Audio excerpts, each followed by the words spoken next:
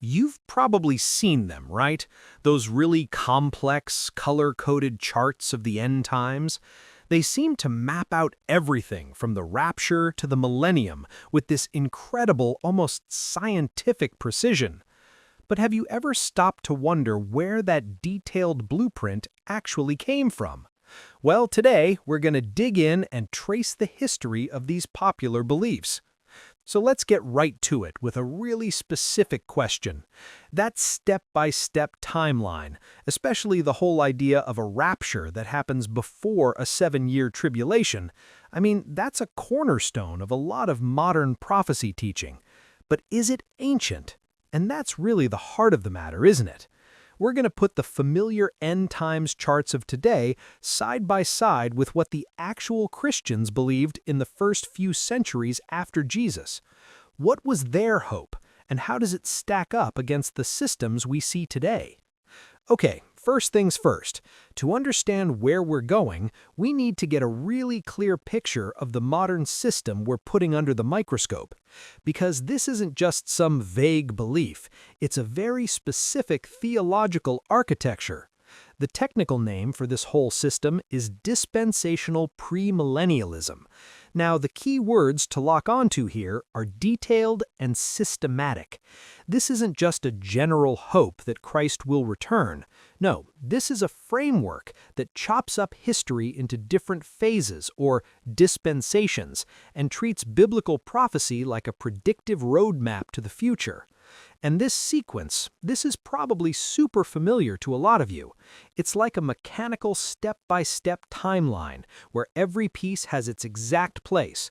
First, the church gets zapped out of here, then a 7-year tribulation kicks off, and Antichrist rises to power, and on and on. It's really important to keep this specific blueprint in your mind as we get in our time machine. All right, now let's hit the rewind button and travel way back to the world of the early church. Their context was so radically different, and you'll see how that shaped their hope in some really profound ways. You know, for the first Christians, this wasn't some academic exercise. They weren't sitting around in comfortable seminar rooms.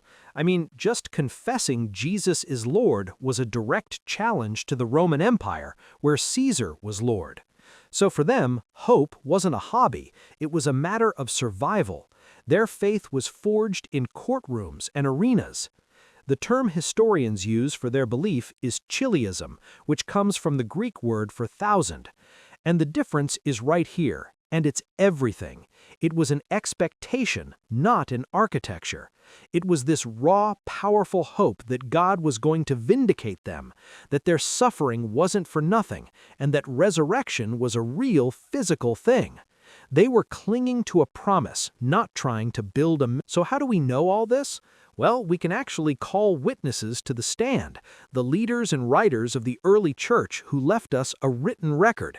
So let's hear what they had to say. Our first witness is a guy named Justin Martyr, who was writing around the year 155. He's one of the clearest early voices we have on this topic, and what he says, well, it's absolutely crucial for our investigation. Now here's the fascinating part. Justin himself, he totally believed in a future millennium on Earth. He was a chiliast. But listen to what he admits right after stating his own belief. He says that many true Christians, he's not talking about heretics, but good, faithful believers, they thought otherwise. They disagreed with him.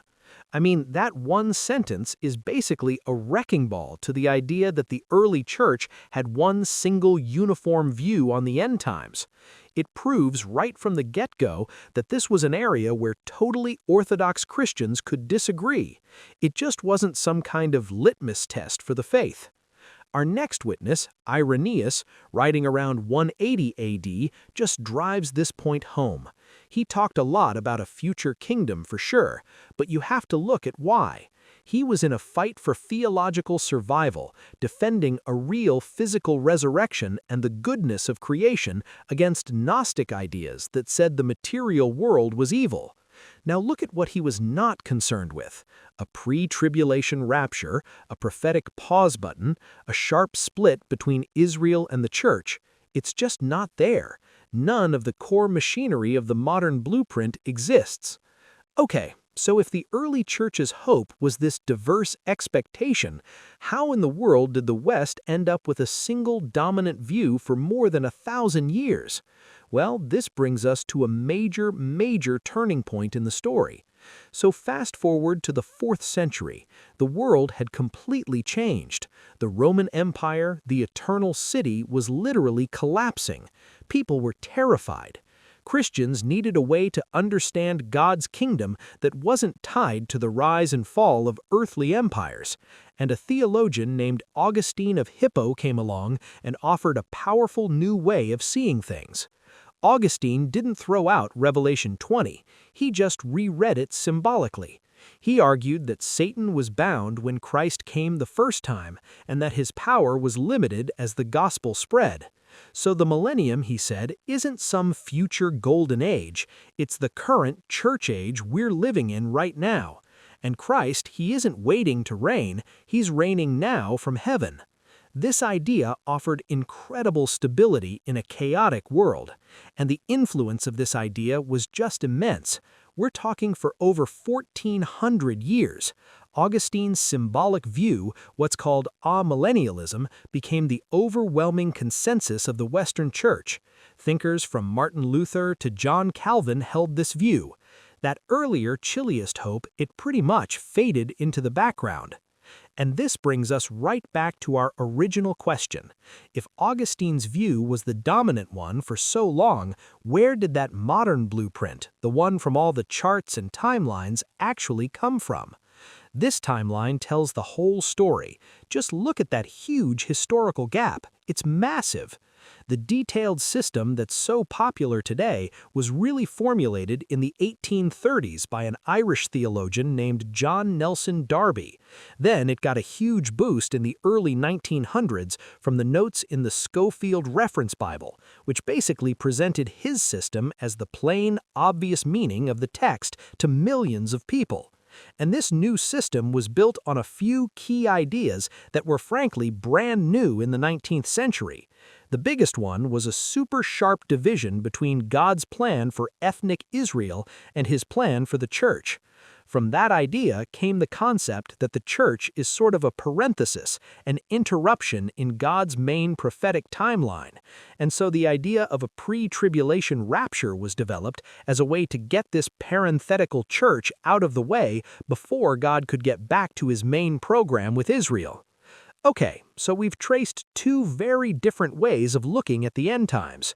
Let's put them side by side one last time to really see why this history matters for us today. This table really makes the contrast stark, doesn't it? The ancient hope was a general expectation of victory. The modern system is a detailed architectural blueprint. In the ancient view, the whole rapture concept is just absent, and there's one people of God. In the modern view, the rapture is a central event, and history is split between two peoples with two totally separate programs. They're just different animals. So here's the bottom line. The crucial takeaway is this. When you see one of those detailed end times charts today, you're not looking at a recovery of the original ancient Christian faith. You're looking at a theological system that was constructed in the 19th century and popularized in the 20th. And so that leaves us with one final question to think about. Knowing that this blueprint is a relatively modern invention, how does that change the way we read the Bible itself? How does it help us hear what those ancient texts were actually saying to their first audience in their own world? It's definitely something worth pondering.